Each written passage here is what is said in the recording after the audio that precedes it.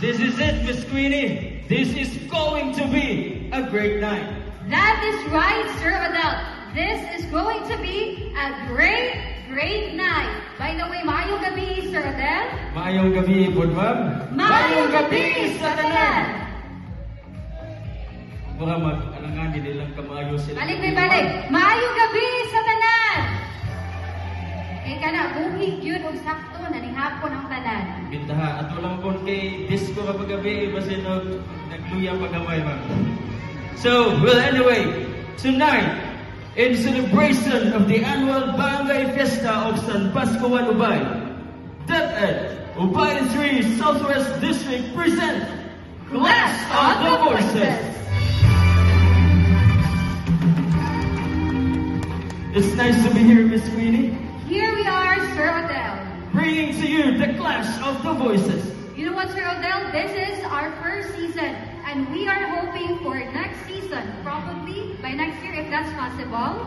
Tonight, we gather not just for a competition, but a grand celebration of talent and unity here in San Pascual Gymnasium. You know what, Miss Queenie? With us tonight are some visitors who are gracing our event. Exactly, Sir Odell. That's why we would like to acknowledge the presence and support of Ubay 3 Southwest District School Administrators led by the OIC, PSDS, Mrs. Rosario Fed G. Baluran.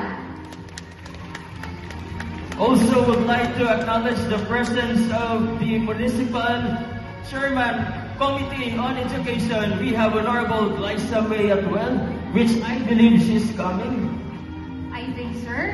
And also to our Barangay Council, led by ang atong amahan sa barangay, Honorable Jim Derunday. Bakaron? Padung pa siguro. We also like to acknowledge the presence of our Education Program Supervisor in Araling Panlipunan in the Division of Bohol, Dr. Jupiter I. Mabolo. And last but not the least, we would like also to acknowledge our beloved Municipal Mayor, ang inahan sa atong lungsod, Honorable Violeta D. Reyes. And of course, kaninyong tanan, kani akong gabiuna, daghang salamat sa inyong presensya. Alright, you know what, sir? We are gathered tonight for the annual fiesta of our patron saint. That's right, Miss Queenie. And it's part of our culture. Kung ato alaman naglaruhon, nga kining gabiuna, kining tanan nga ato ang gibuhat, halad kini alang sa tuwang patron, nga si San Vicente Funeral.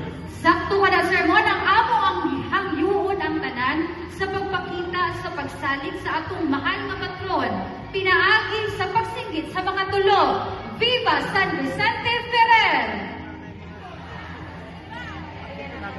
Viva San Vicente Ferrer!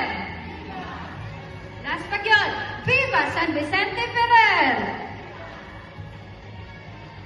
Daghang salamat.